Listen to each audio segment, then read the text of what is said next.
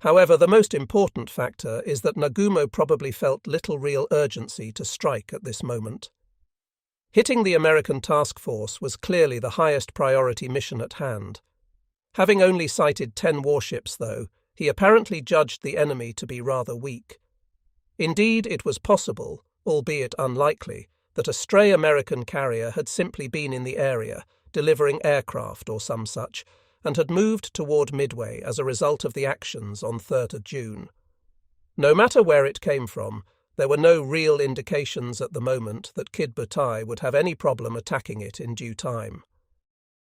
Given the very real difficulties inherent in trying to put together a strike force before Tomonaga's imminent homecoming, the path of least resistance was simply to accept the slight delay in counter-attacking. Nagumo would use the time gained during recovery operations to complete the rearming of Cardiff 1's Kank, and then launch a full-blown strike force later in the morning. This perception of American weakness clearly influenced his subsequent decision to close the enemy. Indeed, before the strength of American air power made itself calamitously known, Nagumo would issue orders to his fleet at 9:30 that his intention was to destroy the enemy in a daylight engagement, in other words, a surface action. Apparently, Nagumo judged the American fleet to be weak enough that if need be, he could dispatch it with his own rather light screening forces, albeit stiffened by 2 fast battleships. Such an order would telegraph the unconscious message to the Japanese forces that there was no need to wait until after dark to employ the Imperial Navy's vaunted night battle techniques against this particular enemy. They could be mopped up right now, in broad daylight. Thus, for the next 3 hours, Nagumo treated this force as an enemy that was first to be attacked from the air and then annihilated by his destroyers and battleships on the surface. Much like his earlier decision to authorize attacking Midway with his reserve aircraft, Nagumo's decision to delay attacking the American task force has been mercilessly criticized. Fuchida remarked, "Looking back on this critical moment, which ultimately was to decide the battle, I can easily realize what a difficult choice faced the force commander. Yet, even now, I find it hard to justify the decision he took. Should he not have sacrificed every other consideration in favor of sending the dive bombers immediately against the enemy ships? Should he not have dispatched the torpedo bombers also, even though armed with bombs? He could have launched them to orbit until enough fighters could be recovered, refueled, and launched again to provide escort. The planes back from Midway could have been kept in the air at least until the bombers had cleared. Damaged planes, if unable to remain aloft any longer, could have crash-landed in the sea, where destroyers would have rescued the crews. Wise after the event, the saying goes. Still, there is no question that it would have been wiser to launch our dive bombers immediately, even without fighter protection. In such all-or-nothing carrier warfare, no other choice was admissible. Even the risk of sending unprotected level bombers should have been accepted as necessary in this emergency. Their fate would probably have been the same as that of the unescorted American planes which had attacked us a short while before, but just possibly they might have saved us from the catastrophe we were about to suffer. Fuchida's comments require careful analysis because they contain important grains of truth, but also some stunning misstatements. Fuchida was correct to say that if at all possible it was desirable to attack the Americans quickly. This was clearly a time when the book needed to be tossed aside in favor of haste. He was also right in pointing out that the fewer planes in the hangars, the better.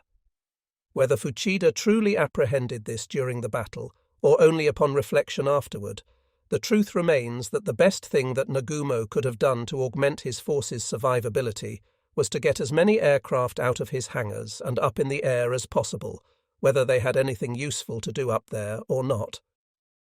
Fuchida was wrong, however, on 3 crucial points. First, of course, was his deliberate neglect to mention that Nagumo could actually launch nothing at 0745, because all of the force's reserve strike aircraft were in the hangars. Second, whatever the need for a speedy attack, that imperative absolutely had to be balanced against the need to preserve the combat power of the force as a whole.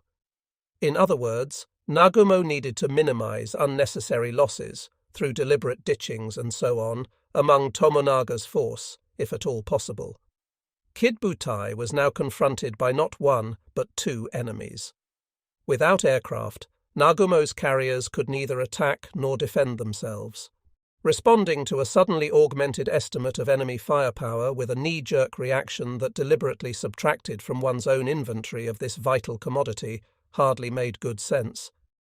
In a war that was to be filled with examples of needless sacrifices of Japanese forces, Nagumo is to be applauded for electing to preserve Tomonaga's assets at this juncture, rather than simply squandering them. Instead, he has been unfairly pilloried for his prudence. However, the most important criticism of Fuchida's comments stems from his ignoring a vital piece of information that his post-war account should have had ready to hand. What Fuchida almost certainly knew in 1951, but Nagumo could only suspect on 4th of June 1942, was that even as the commander of Kid Butai was mulling his options on the bridge of Akagi, the bulk of the American carrier aircraft that would ultimately destroy his force were either already taking to the air or were shortly to do so.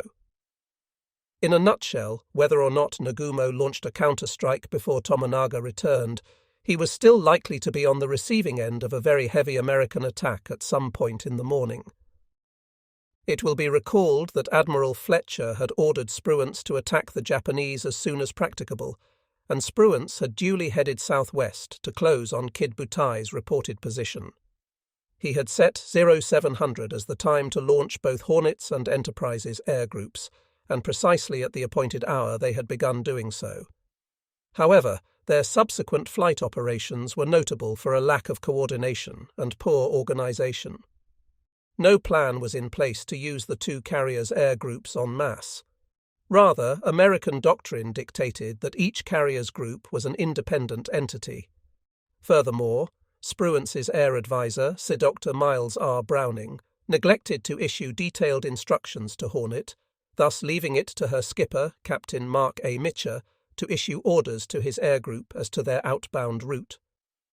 Furthermore, the method by which the two American carriers spotted their respective strike forces was left strictly up to their captains as well. Both skippers understandably wished to strike with every attack plane at their disposal. However, given the number of aircraft they would send up, they would need to first launch one portion of the strike, respot the decks, and then launch the remainder. During the respotting process, the aircraft already aloft would need to circle overhead, waiting for the complete strike to come up. Captain George D. Murray, Enterprise's skipper, chose to send up cap fighters and his longer-ranged SBDs in his first spot, followed by his shorter-ranged fighters and TBDs in the second package. This plan made a good deal of sense, in that it kept the shorter-ranged aircraft on deck until last, thus providing them with the best possible amount of actual flying time toward the objective. In the event, though, because of mechanical issues and other problems, Enterprise took an immensely long time to spot her second deck load after the first was launched.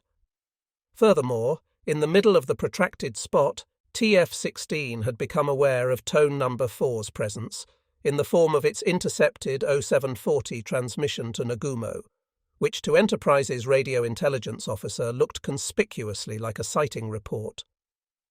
Desperate to get things moving, Spruance informed Enterprise's dive bombers to proceed on their assigned mission without waiting for the follow-up fighter escort or TBDs. Worse yet, when these second-wave aircraft were finally launched, they chose a different outbound route from the dive bombers. Thus, Enterprise's strike had already been split into two components, each of which was proceeding independently.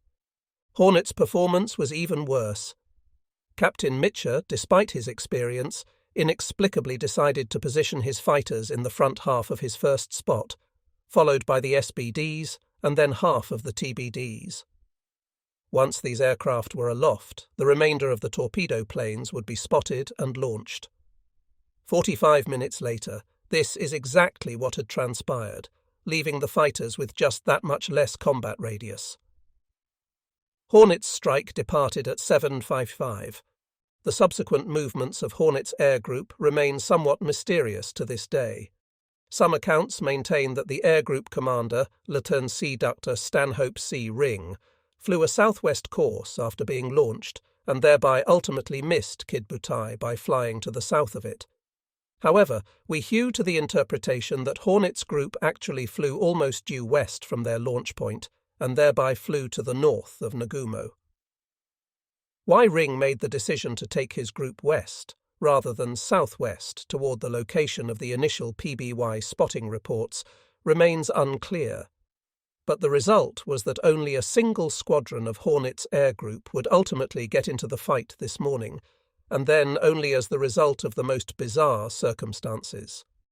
The contrast between these rather benighted deck operations and those of the Japanese could not be more striking. Whereas Tomonaga's 108 aircraft had taken just 7 minutes to send aloft, Hornet and Enterprise laboured for an hour to launch their own strikes, which totalled only 8 aircraft, more 20 fighters, 68 dive bombers, and 29 torpedo aircraft, for a total of 117. Not only that, but instead of getting a coordinated strike from their 2 carriers, they had gotten 3 separate air groups heading in 3 different directions. As events transpired, some of the aircraft that set off together would not stay together long, leading to a further dispersion of power. Thus, the American aircraft, even if they reached the Japanese fleet at all, would be forced to attack in squadron-sized parcels. Nevertheless, by around 0800, the fates of Nagumo and Kid Butai were already sealed to a certain degree. The Americans had a fairly good idea of where the Japanese lay, and they had managed to put enough firepower in the air to be reasonably assured of causing the Japanese force great harm if they could find Kid Butai. This fact places the questions surrounding Nagumo's options in a completely different light. Whether Kid Butai struck back before or immediately after Tomonaga came home to roost, the Americans had still taken the initiative away from the Japanese. If Nagumo was to have attacked the Americans in time to forestall their strikes against him, he needed information from Tone No. 4 or somebody else much earlier in the morning. In fact, working backward from when the American carriers launched their respective strikes, it is possible to determine when spotting information ceased to be actionable in a preemptive sense. The slowest Japanese strike aircraft, the Type 97 Kank, cruised at 138 knots. They would take about an hour and a half to cover the roughly 200 miles to the American task force. But in the best of circumstances, attacking even the Yorktown, which, as we shall see, would start sending her own planes aloft at 0838, meant that Nagumo would have had to have his own aircraft in the air by around 0715 in order to hit the Americans first.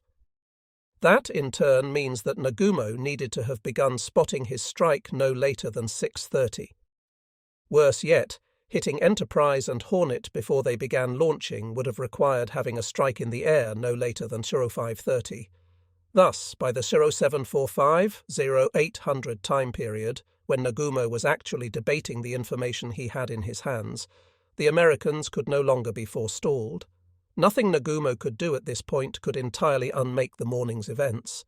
This, in turn, shifts a hefty share of the day's blame away from Tone No. 4 and onto Chikuma's No. 1 aircraft, which had flown the No. 5 search line. As bad as Petty Officer Amari's subsequent navigation would prove, the critical reconnaissance failure really lay here. Chikuma No. 1 was the only plane that could have gotten timely information into Nagumo's hands.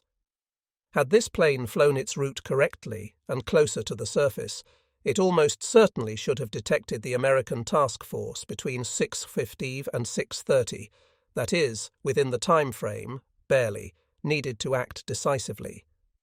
Its failure cost Nagumo more than an hour of reaction time. It was this failure, not Tone No. 4's late launch, that set in motion a veritable avalanche of negative tactical consequences. Chikuma No. 1's gaffe was indicative of a larger failure, however, for it was here that the paltry number of aircraft devoted to the morning's search really hurt Nagumo's chances. No properly conceived search program should have been completely compromised by the failure of a single asset. There should have been more aircraft devoted to the search. Some would point to Chikuma No. 1's inability to sight the Americans as somehow supporting the notion that the weather was so bad on Nagumo's eastern flank that no number of additional scouting assets in the area would have rectified the situation. However, this makes no sense. The failure of one scout plane in one location, for whatever reasons of local weather conditions, poor navigation, and/or improper scouting technique, says nothing about the odds of another nearby plane in slightly different weather, with different sight lines, and performing its search in a disciplined manner to detect the same enemy. There can be no denying that more search assets would have significantly bettered Nagumo's odds. But Japanese doctrine and its offensive-minded outlook precluded this. As it was, Genda's reconnaissance scheme was essentially a roll of the dice, and Nagumo had crapped out hours ago. Kirishima's warning smoke at 0753 presaged the arrival of a series of nearly continuous enemy attacks over the next 40 minutes, delivered by 3 separate American formations. The first was a group of 16 dive bombers under Major Lofton R. Henderson that were approaching Kid Butai from the southeast. His Marine pilots, members of VMS B-241, had taken off just after Midway's B-26s and TBFs. However, owing to the slower cruising speed of his SBDs, as well as having taken a more northerly course, they had been later in spotting the Japanese force. Henderson's men were some of the rawest flyers on the American side of the battle. Most of them had never flown an SBD until a few days previously, and more than half had only been with the unit for a few days. In their commander's opinion, his unit did not yet have the skills needed to execute a true dive-bombing attack. Instead, Henderson led his flight in from an altitude of 9,500 feet, hoping to survive long enough to execute a shallower glide-bombing attack against the 2 flat tops he saw on the port side of the Japanese formation, the wildly manoeuvring carriers of Cardiv-2. Henderson's men had just started their gradual descent toward the target when the Zeros hit them. The Japanese Cap fighters tore into Henderson's formation with merciless precision. Akagi's Lieutenant Ibusuki and his 2 remaining 6th Coup pilots were joined by Hiryu's 3rd Patrol, a pair of Zeros led by W.O. Kodama Yoshimi, as well as Soryu's 3rd Patrol Shotai, under the redoubtable Lieutenant Fujita. This was in fact the entirety of the Japanese Cap, as Kaga's 4 remaining fighters were already lining up for recovery. 9 fighters wasn't much with which to tackle a full squadron of enemy dive bombers, but in the event they proved deadly effective. 6 U.S. aircraft went flaming down into the ocean almost at once. Major Henderson was one of the first, trying to hold his plane and his formation steady until the end. Henderson's death would lead to his name being used for a captured airfield on Guadalcanal, which would earn one of the most glorious names in American military history. However, there was nothing glorious about the predicament his surviving men found themselves in. They had little choice but to hold formation and continuing boring in toward the target, firing back as best they could. Somehow, in the process, the American radio gunners managed to send Hiryu's Kodama to his demise. Finally, Henderson's wingman, Captain Richard E. Fleming, led the shredded squadron into their glide-bombing attacks. Below them, Gunnery Lieutenant Nagayasu on Hiryu again ordered his batteries into action, adding to the general noise and confusion, and making the American attack runs all the more difficult. They were coming in from all sides now, their formation shattered. The 25 Millinus mounts that lined Hiryu's flight deck spat out strands of incongruously pretty tracer shells. To the Japanese watching from Akagi, it was obvious that the Americans were poorly trained. No self-respecting dive bomber pilot would have attempted to bag a carrier with such an anemic attack. Glide bombing was the worst of both worlds. It eschewed the slender advantage of hugging the deck, while accruing neither of the twin benefits gained from a high-angle attack accuracy and near invulnerability to return fire. Yet the results of the American attack were spectacular, if utterly ineffective. Despite the hell they had just come through, Fleming's men managed to bracket Hiryu with numerous near misses between 0808 and 0812, some as close as 50 meters from the ship. These bombs raised such waterspouts that Yamaguchi's flagship was momentarily hidden from the eyes of the rest of the fleet. Nagayasu and his men in the gun tubs were drenched with seawater. Yet in the end, Hiryu emerged unscathed from the grey-white plumes that had erupted around her. Once again, the Americans had paid prohibitively for no result, and the Japanese Combat Air Patrol thereupon hounded the surviving SBDs out of the area. One portion of this rather sorry episode has been overlooked, namely that even against poorly trained American pilots attacking in a highly vulnerable fashion, Hiryu's anti-aircraft failed to account for a single enemy aircraft that we know of, despite Nagayasu's own belief that his very fierce fire had been responsible for the Americans' poor aim. Hiryu should have been able to bring a half-dozen 5-inch and a dozen or so 25mm barrels to bear on almost any broadside bearing. This was hardly an insignificant amount of firepower, yet she apparently hit nothing. Indeed, American strafing killed more of her crewmen than she claimed in return.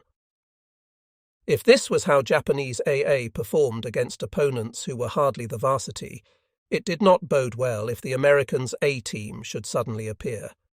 Yet for all the Japanese knew, this was the enemy's best. They had seen 3 different American attacks thus far, the last of which had been flown by carrier-type aircraft, although the Japanese did not know that Henderson's squadron was land-based. Yet in each case, the performance of the Americans had been subpar. They were clearly brave, but they had come in dumb unescorted and attacking poorly. If these were the same caliber of pilots who had managed to send Shokaku limping back to the yard, then Cardiff 5's lowly status within Kid Butai was well deserved. However, almost simultaneously with Henderson's gallant but futile effort, another American attack began materializing. At 0754, Japanese lookouts spotted aircraft at high altitude, which quickly revealed themselves to be a dozen 4-engined American bombers. This was the B-17 force of Lieutenant Col Walter C. Sweeney, which had been sent aloft at 0430 to attack Tanaka's transports, only to be redirected north by Midway as soon as the Japanese carriers had been detected. They were very high up, over 20,000 feet. The Zeros were going to have a devil of a time reaching them all the way up there. Not only that, but the entirety of the cap was already engaged in repulsing Henderson's attack in any case. The bombers split into 3 groups and went after Akagi, Soryu and Hiryu in an almost leisurely fashion. The Japanese began banging away with their heavy AA guns, but the Americans were never in any great danger. Having attacked Tanaka's invasion force the previous day from medium altitudes, Sweeney's men, upon further reflection, had judged their approach rather too low. This morning, against more heavily armed warships complete with fighter cover, they had decided to stay higher up. It was a sound decision, as the Japanese anti-aircraft fire was none too good. The Americans noted that the Japanese shells seemed to be fused to detonate at the right altitude, but consistently exploded well behind them. Altitude, however, worked both ways. Down below, the Japanese captains watched as the bombers came into their runs. Coolly, they waited until each element had dropped, then put the helm over into radical evasive maneuvers. Whether the Americans dropped promptly or even on target was largely irrelevant. The pirouetting warships below still had a good 30 seconds worth of airtime to play with, meaning that they could be a quarter of a mile in nearly any direction when the bombs finally landed. Even by dropping a stick of a dozen or more 500 LB weapons at a time, the odds of securing a hit weren't good. Not only that, but the cloud cover over Kid Butai frustrated several of their attacks, forcing some aircraft to make numerous runs before finally dropping. Yet, the Americans almost got lucky. In the course of the 20-minute-long series of runs, both Hiryu and Soryu were bracketed by near misses, to the consternation of the Japanese. In the end, though, the American heavies scored no damage. In the midst of all this mayhem, at 0758, tone number 4 sent a message apprising Nagumo that the enemy task force had changed course to Iroetio. Nagumo sent a terse communiqué back, "Advise ship types." Course information was not what was required at this point. He needed the enemy force's composition as quickly as possible. It seems almost certain that Nagumo signalled to Soryu around this time to make her special reconnaissance aircraft ready for launch. This was a perfect mission for the new D4Y, where its great speed could hopefully make up for some of the force's lost time. Given that both Henderson's and the B-17 attacks were getting underway by 0800, the men of Akagi had been somewhat incredulous to observe Kaga holding her course into the wind long enough to bring on board the last of her 4 Cap fighters. Kid Butai was vulnerable, with only 9 fighters overhead. Not surprisingly, Akagi had already been warming up a replacement Shotai. Kaga, as soon as she had recovered her foursome, immediately spotted another 7 for warm-up and launch, even as the B-17s droned away overhead. In fact, intermittent Cap launches from all the carriers would punctuate the breaks in the action. Clearly, each carrier's captain was feeling the need to augment the Cap. Whether they were operating independently or under orders from the flagship, we cannot know. But the net effect was that the flight decks were in near constant use by small groups of aircraft at this time. Such was the spectacle that Tomonaga and his returning force beheld when Kid Butai heaved into view at about 0805. On the northern horizon ahead of them, their carriers bobbed and weaved beneath the American heavy bombers. Hiryu described a series of S-shaped maneuvers as sticks of bombs landed on either side. Soryu was resorting to the simple expedient of putting the helm hard over to starboard and carving an enormous donut in the ocean. Seeing the retreating American SBDs from Henderson's savaged flight coming toward them on the deck, one of Tomonaga's Akagi Zeros took this opportunity to join the Cap. He was joined by 6 of Kaga's Kanbaku as well. The Type 99 was a maneuverable airplane once it had shed its bomb, and some of Cardiff 1's drivers may have judged that they could take on their opposite numbers in the apparent absence of any American fighters. At the same time, seeing their mothership under heavy attack, all 9 of Soryu's strike fighters pitched into steep climbs to engage the B-17s overhead. For his part, Tomonaga and the rest of the Kank and Kanbaku simply eased down to 400 meters and circled at a distance, waiting to commence landing. Until the American attacks cleared up, the carriers below had no ability to take their aircraft on board. Waiting with them was W.O. Yoshino Haruo, the recon flight leader from Kaga. Yoshino, who had joined the Navy because all the marching in the army seemed like way too much work, took a while to find Kaga amidst the chaos. The fleet was all spread out as a result of the attack. When he did find her, Kaga's flight deck was already closed for business and not receiving aircraft. Instead, Yoshino loitered nearby with Kaga's Kanbaku. Akagi had turned into the wind briefly at 0808 to launch a flight of 3 fighters under W.O. Ono Zenji. Kaga followed suit at 0815, sending up a group of 5 Zeros under N's, Yamaguchi Hiroyuki. Given the threat of attack, the carriers weren't bothering holding a steady course into the wind for their launches. They were simply bringing their bows momentarily close enough to it that the Zeros could dash down the deck and into the air. Between these 2 launches and the fortuitous addition of the returning strike fighters, Kid Butai was now finally beginning to put sufficient air cover up to beat off the ongoing American attacks. However, the B-17s overhead proved to be tough customers. Kaga's Yamaguchi immediately took 2 of his wingmen up in pursuit of them, joining Soryu's Zeros. However, the attacks by both groups of fighters were desultory at best. They managed to damage a few of the flying forts, but none seriously. Lieutenant Colonel Sweeney's pithy summation afterward was that their heart was not in their work. This was probably simply confirmation of what everybody in the force below already knew. The Zero was no great shakes at high-altitude combat. Not only that, but after 4 hours in the air, Soryu's fighters were almost at the end of their tether in terms of fuel and ammunition.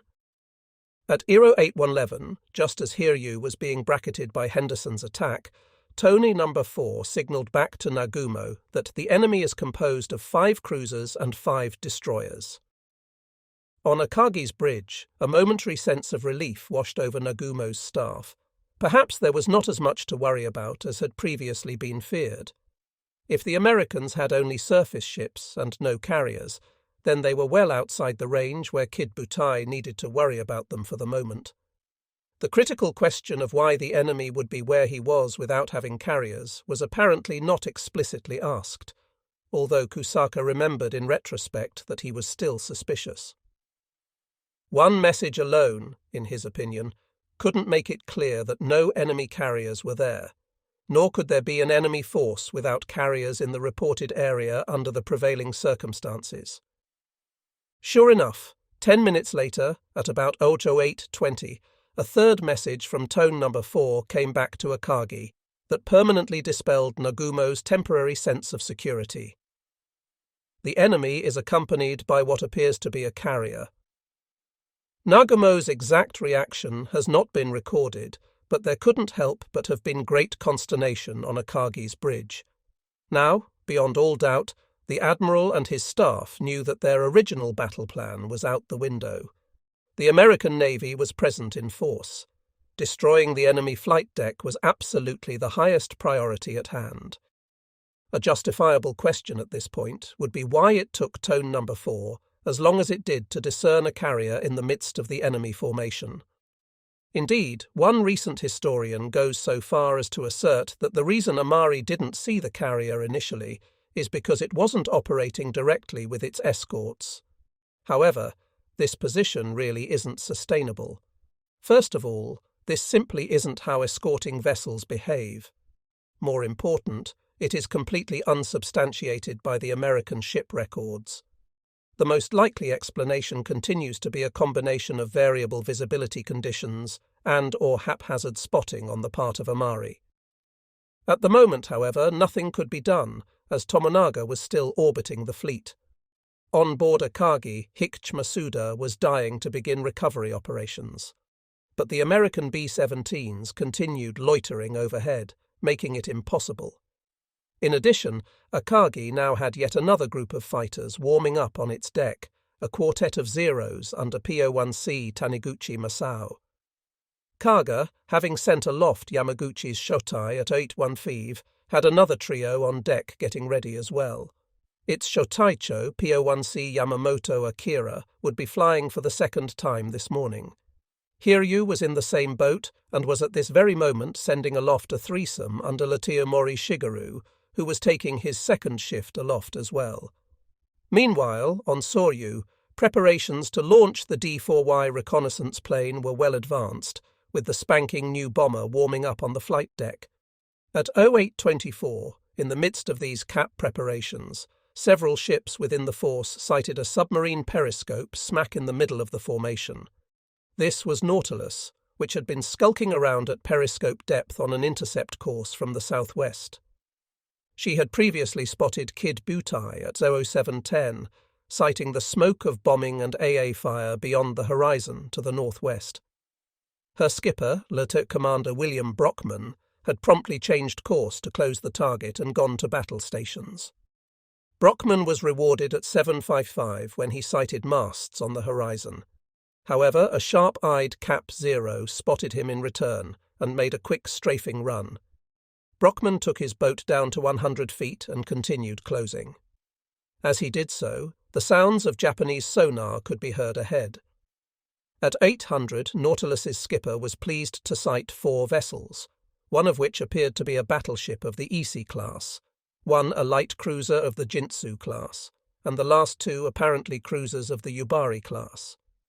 All were headed westerly on course 250 at 25 knots. Naturally, Brockman decided to attack the battleship and changed his course to draw ahead of her. However, at this moment, his periscope was again spotted by an alert Japanese aircraft, most likely a Type 95 float plane aloft on anti-submarine patrol. This time, Brockman was greeted not with a strafing, but with a bomb deposited next to his boat. Worse yet, the enemy light cruiser bored in with at least 2 other escorts, pinging as they came. Despite the risks, though, Brockman boldly remained at periscope depth and continued to work closer to his quarry. Nautilus had, in fact, stumbled onto Kid Butai as it temporarily reversed course westward, bringing it directly toward the American submarine. The battleship he had sighted was most likely Kirishima, now leading the heavies westward after the formation's reversal. The Jintsu-class cruiser was obviously Nagara, while the two Yubari-class cruisers were actually Kagero-class destroyers, their larger forward stacks perhaps being the reason for Brockman's misidentifying them.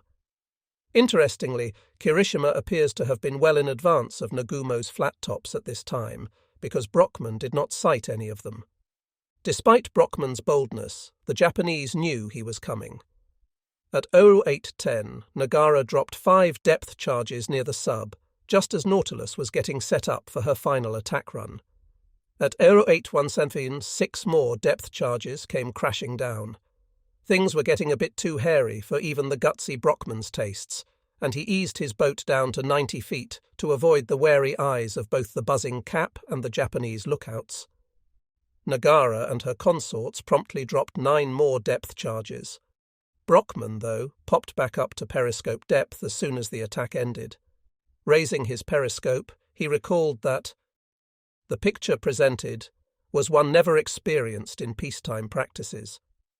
Ships were on all sides moving across the field at high speed and circling away to avoid the submarine's position. Ranges were above 3,000 yards. The Jintsu-class cruiser had passed over and was now astern. The battleship was on our port bow and firing her whole starboard broadside battery at the periscope.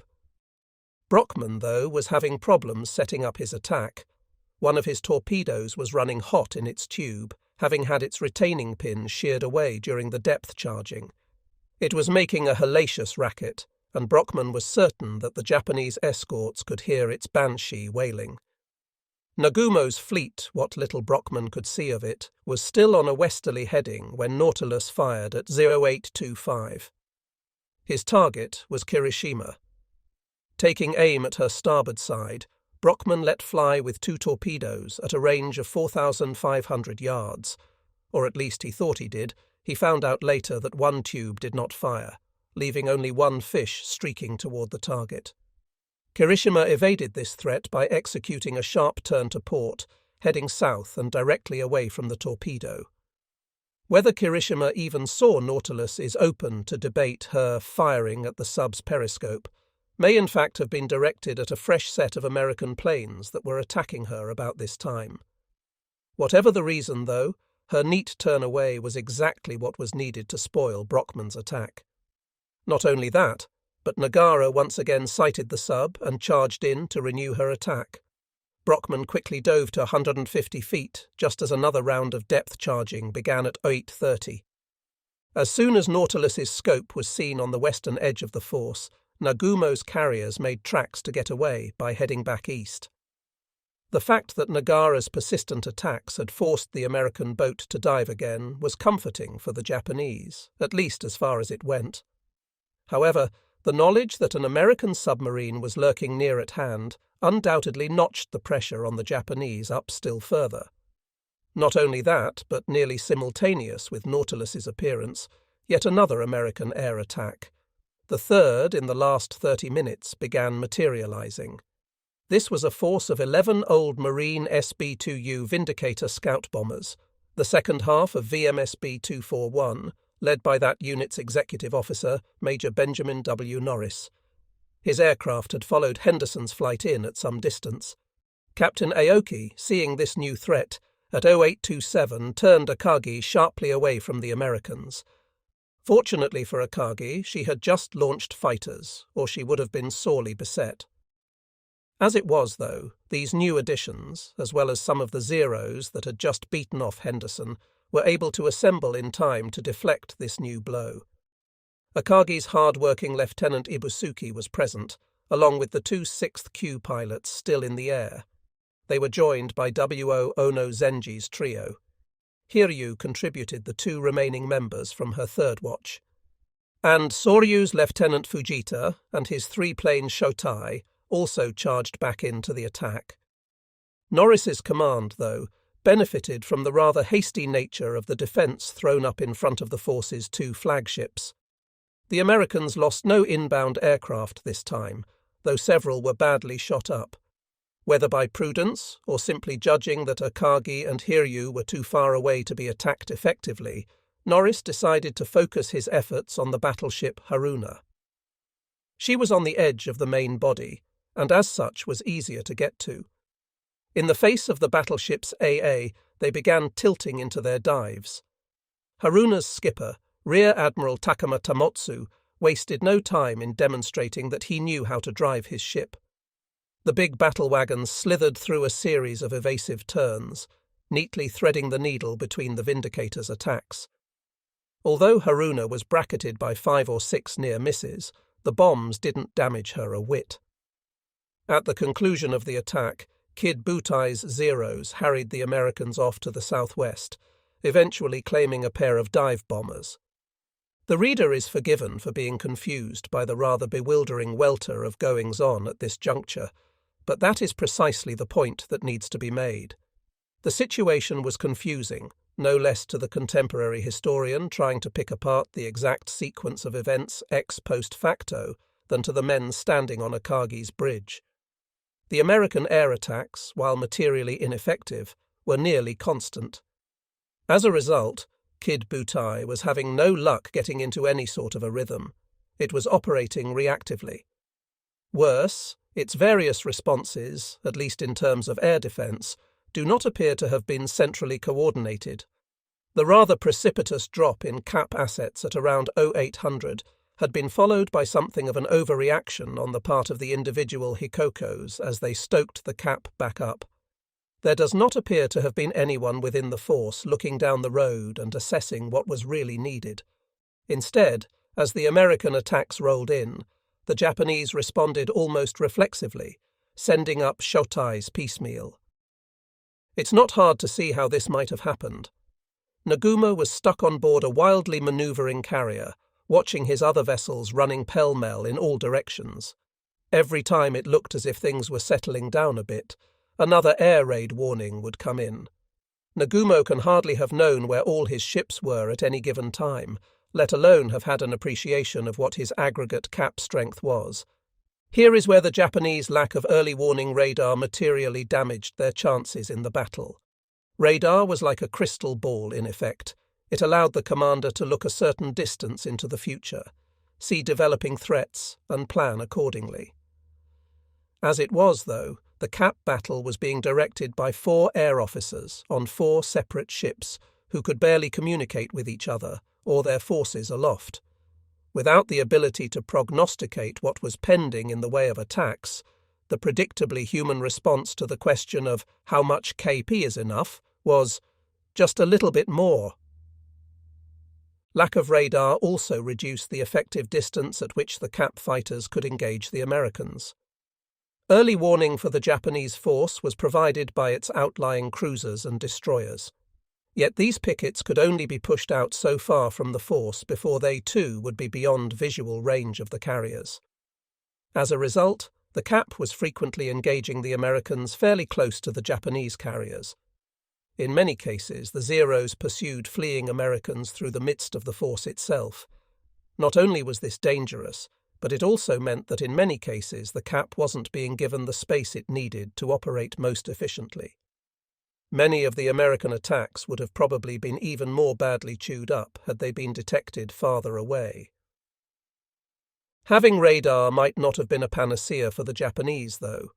As the Americans could testify, learning to use this new technology was no cakewalk. Effective use of radar had already driven the Americans to make the conceptual leap toward the centralized coordination of air defense assets from many ships via a single location, the Combat Information Center, CIC. The first prototype CIC had been installed aboard Hornet when she was commissioned in October 1941. Even later in the war, having had radar on their ships for 2 years, the Japanese would never manage to make this leap. Above all, effective use of radar required adequate communications to the individual cap elements. The Japanese, operating as they were on a single radio frequency for all of their aircraft, and having faulty radios in their Zeros, met neither of these prerequisites. Thus, even if the Japanese had had radar at Midway, its use might have been limited. By around 8:30, the American attacks were finally starting to wind down, and the Japanese were beginning to think about landing the Midway attack force. Admiral Yamaguchi, however, was probably concerned by having been on the receiving end of an attack by what had appeared to be carrier-type aircraft. Apparently exasperated by the inability to strike back, he had a message flashed from Hiryu to Akagi's plane guard destroyer Nowaki. She, in turn, dutifully relayed the admiral's message to Nagumo. Consider it advisable to launch attack force immediately. Nagumo's mood upon receiving this entreaty from his brash subordinate has not been recorded, but it hardly could have been charitable.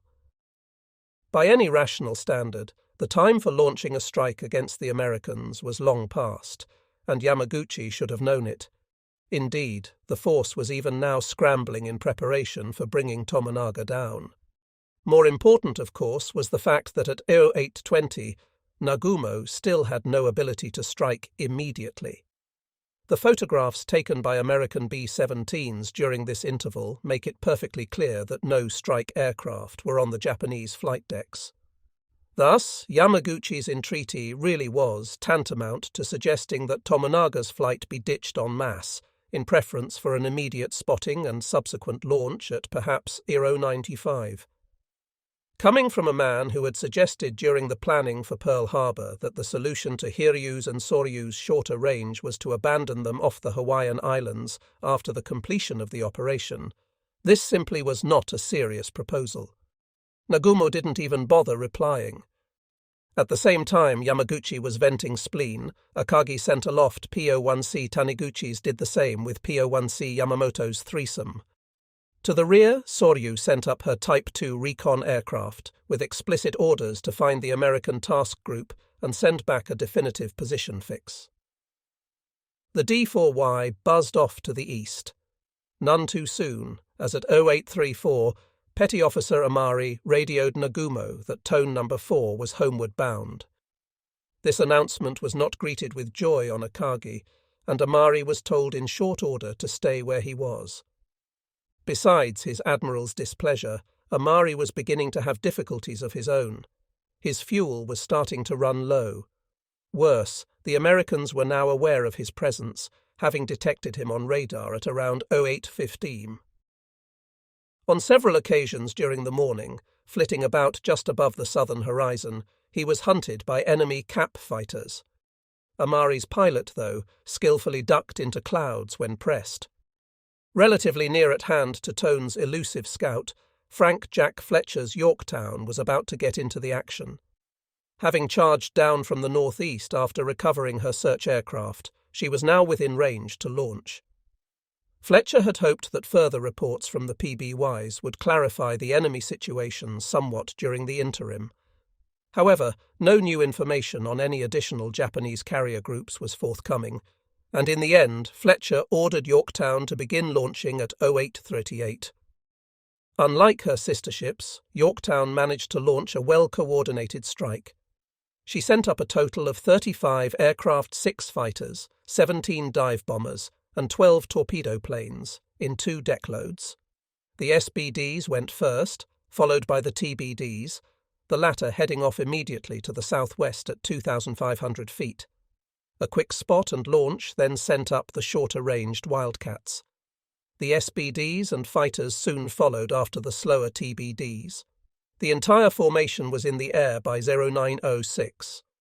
Yorktown's 2nd Dive Bomber Squadron, VS-5, was left on board as a reserve, much to the collective disgust of its pilots. Fletcher's plan was fairly simple. He and his staff had mapped out a course to an intercept point where they expected Nagumo's fleet would be at 0900.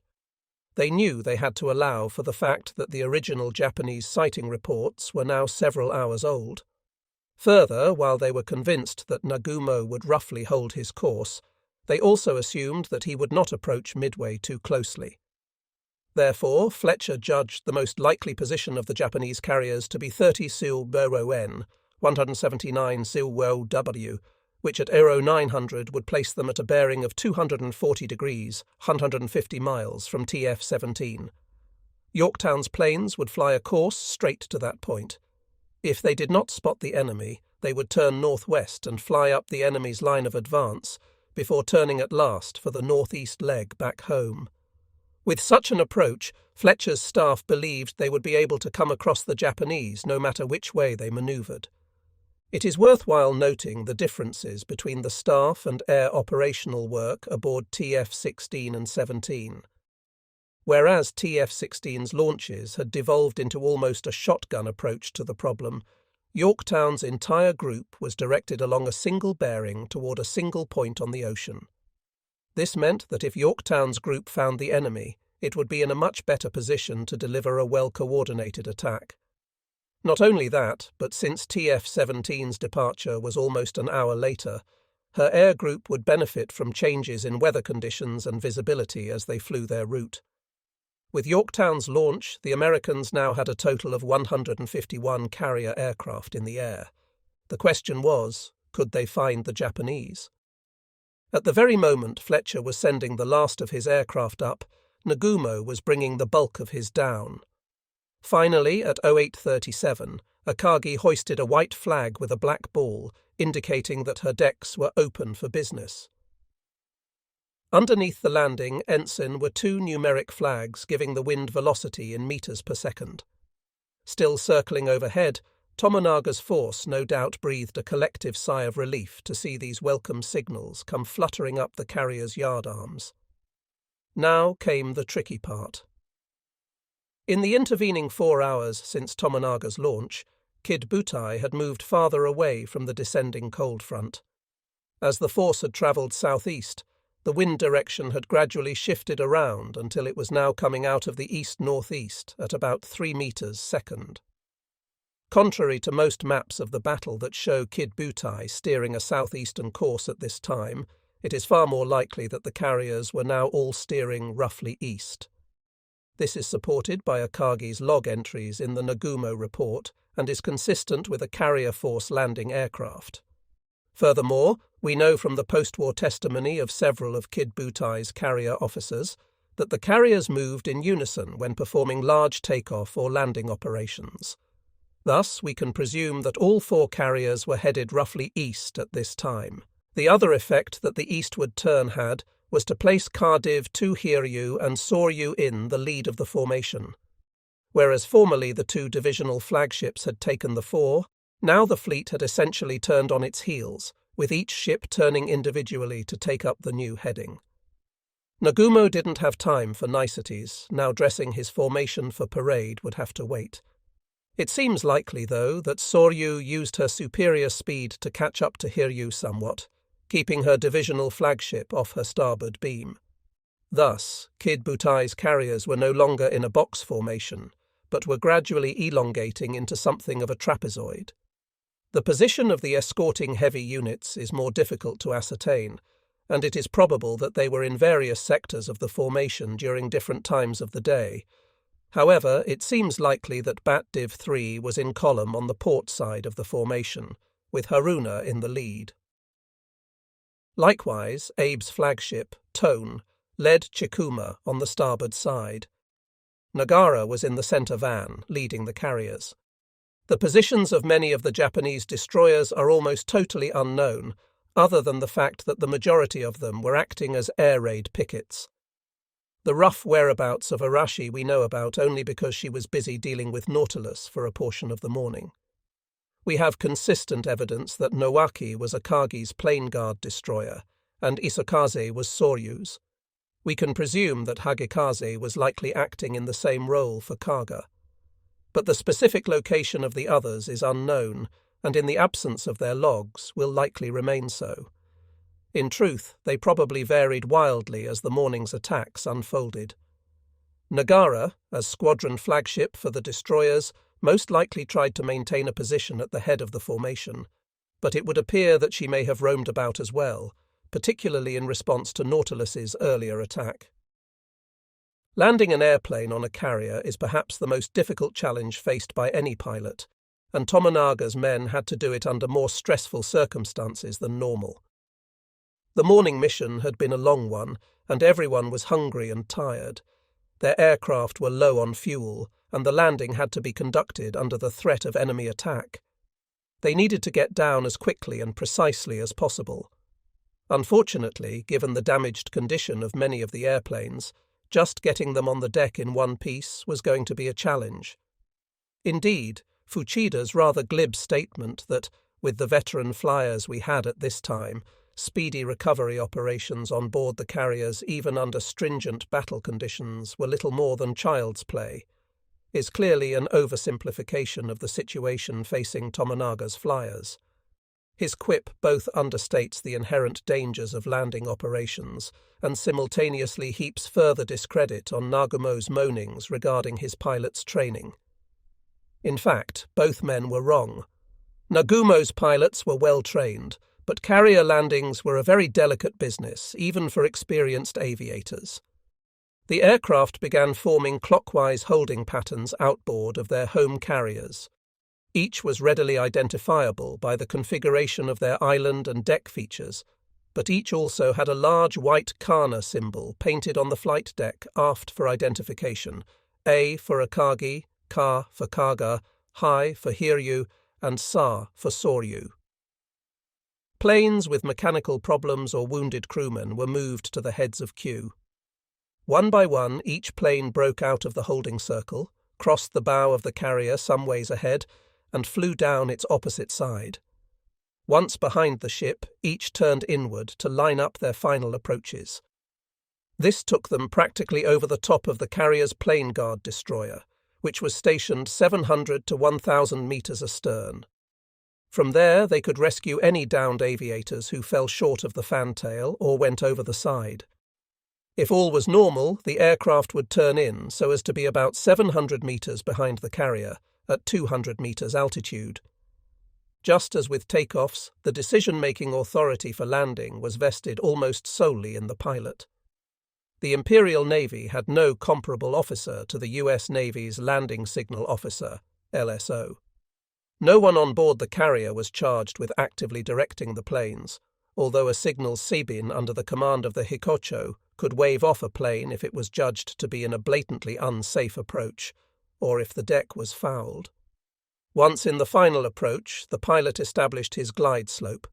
However, the Japanese also had a unique landing aid, Chakan Shido, landing guidance lights, to assist the pilot in setting up a safe approach.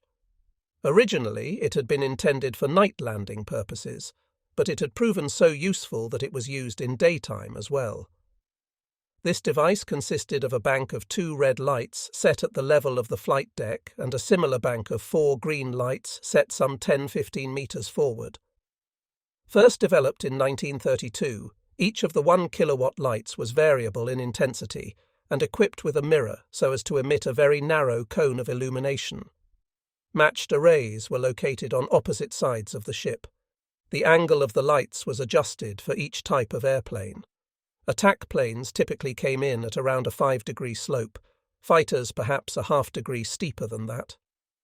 As the pilot descended, he attempted to make the lights line up so that the green lights were positioned immediately above the red.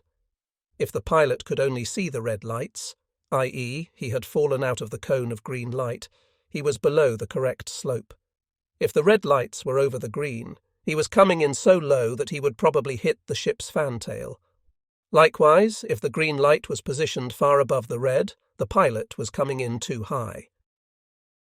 As the plane approached the flight deck, he would eventually lose sight of the rear edge of the flight deck. However, Japanese carriers had white or red and white striped outrigger platforms near the aft end of the flight deck. These platforms helped the pilot gauge the orientation of the flight deck, even if the deck was obscured by the nose of the aircraft. At any point in the approach, the seibin could signal the pilot as to his condition. A red flag from the seibin signaled that the pilot should go around again. A white flag with an H meant that the aircraft's hook was not lowered. Each pilot aimed to keep his airspeed about 10 knots above stalling. For most aircraft, this meant maintaining between 70 and 75 knots. Lining up the final few seconds of the approach required excellent reflexes. In any sort of a crosswind, even a second's worth of inattention could mean putting the plane over the side and into the heavy steel netting that lined the flight deck. But if everything went properly, the pilot would cut his engine just before reaching the brightly painted fan tail and then catch one of the arresting wires with his hook. Snagging the arresting wire was hardly a restful way to come to a halt, but it was not nearly as violent as the deceleration found on a post-war carrier jet. The Cure Type 4 arresting gear used at Midway had an induction coil drum below the flight deck, around which the arresting wires were spooled. The wires were held about 8 inches off the deck by a support that could be lowered flat when not in use. The Type 4 could stop a 4-ton aircraft travelling at a speed of 60 knots in less than 40 metres, applying about 2 Gs of deceleration in the process. As the first aircraft began approaching, the deck crewmen crouched in their tubs alongside the flight deck. This was where things could get really exciting. Landing accidents were not uncommon even under peacetime conditions, and with damaged aircraft and wounded pilots, the odds were good that somebody was going to crack up this morning. The most common mishap was the pilot missing the deck astern. Damaged landing gear from hard landings, hitting the island with a wing, and going over the side were not unheard of either. Another common accident was a barrier crash, wherein a plane would miss the landing wire and go hurtling into the crash barrier. Like the Americans, the Japanese used barriers to separate the after end of the flight deck, where landings were taking place, from the forward portion. If aircraft were parked forward, there would almost certainly be one or more barriers in place between them and the fantail, because a crash into a group of parked aircraft could have disastrous consequences. A typical crash barrier consisted of 3 athwartships, steel cables, upper, middle and lower, spanning the width of the flight deck. These were supported by poles that could be raised or lowered by compressed air in a matter of a few seconds. Such a barrier could stop a 4-ton aircraft travelling at a speed of 50 feet per second in a distance of less than 25 feet. Obviously, hitting the barrier at 4 Gs was hardly a love pat, and it often led to unpleasant consequences for the plane and pilot. Still, it was better than ploughing into one's squadron mates. As the planes came down, the deck crew prepared to receive them. Men with fire extinguishers were standing by, and any damaged plane could be swarmed almost instantly by dozens of rescuers. Japanese records do not record how many deck accidents occurred during the Tomonaga Force's landings, but there must have been some. According to Fuchida, a Kanko is known to have landed on one wheel on board Hiryu, which would have left the plane out of commission for certain, and a mortally wounded fighter pilot from Kaga, PO-1C Tanaka Yukuo, most likely crash-landed his as well. He died before he could be removed from the cockpit. Most of Tomonaga's men, however, landed successfully. The Japanese were certainly aided by the easy landing characteristics of their carrier aircraft, which had low stall speeds and forgiving handling. Not surprisingly, the Zero retained its responsiveness even at low speeds. But even the lumbering Type 97, in the opinion of one British test pilot who later flew it, had a docile stall and thus could be flown to its manoeuvre limits with impunity. All 3 aircraft also had good visibility over the nose, making control of the plane during the final approach much easier. As soon as each plane had been brought to a halt, deck crewmen rushed out to begin the stowage process. The pilot, or in the case of the Kanko and Kanbaku, the observer, would already be releasing the hook, and the crash barriers would be lowered on command from the Hikocho. By now, the deck crew had reached the plane and begun folding its wings. Time was of the essence. Already the next plane would be moving into position to land.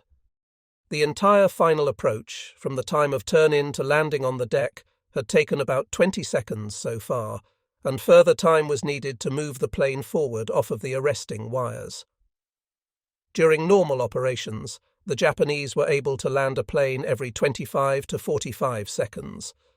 As mentioned earlier, the Japanese avoided deck parks whenever possible. They believed that the hangar afforded more protection to the plane and crew. During landing, the Japanese shoved the newly landed aircraft forward of the crash barrier in preparation for taking the next one on board. Then, as soon as landing operations were completed, all planes were stowed below. It is likely that aircraft whose hangar locations were ahead of the barrier, such as fighters, were simply wheeled forward and stowed below immediately. However, for the Kanko in particular, whose typical storage spots were in the rear of the hangars, striking below had to wait until all aircraft were recovered. This technique, called Renzoku Shoryu, continuous recovery, of temporary deck parks and immediate stowage, had been a feature of Japanese carrier operations since the mid-1930s. However, this fixation on hangars had a definite downside, in that the stowage process was governed by elevator cycles. This necessarily retarded Japanese carrier flight operations, in comparison to those of their American opposites who, in general, performed most refueling and rearming functions right on the flight deck. Not only did this restrict the flexibility of Japanese flight operations, but it also restricted the Japanese to performing dangerous rearming procedures within the confines of the ship. The practical consequences of this approach would become apparent in about an hour and a half. As Akagi's aircraft now came on board, the talk on her bridge was all about what to do after landing operations were completed. Nagumo had already sent word out at 0830 that the force's dive bombers should equip themselves with 250 kilos, i.e., semi-armor-piercing bombs. Having committed to dispatching the enemy task force, Nagumo chose to close with the enemy so as to ensure that Kid Butai's strike would be within range when his strike was prepared. Nagumo's decision may have also been informed by the desire to keep the wind on his bow. A northeastern course would allow him to conduct flight operations without breaking away from the enemy. At 0845, Tone Number 4 sent a new report. Sight what appears to be 2 additional enemy cruisers in position bearing 8 degrees, distance 250 miles from Midway. Nagumo apparently did not apprehend the true nature of this signal. Amari had sighted the fringes of a second American carrier group. Tone Number 4 did not know it, but they were observing Task Force 17. Coincidentally, at the same time that Amari's signal came in, Admiral Abe on board Tone signaled Captain Komura of Chikuma to send another Type 0 recon float plane to Amari's position. It was clear that Amari was not sending information along quickly enough. At 0850, Tone Number 4 again repeated that he was homeward bound, only to be told at 0854 that not only was he to stay where he was, but he was to activate his radio transmitter and keep it on so that the fleet could home in on him for direction-finding purposes. What Amari thought of this order cannot be known, but it should have been apparent that Nagumo wasn't pleased with his performance thus far.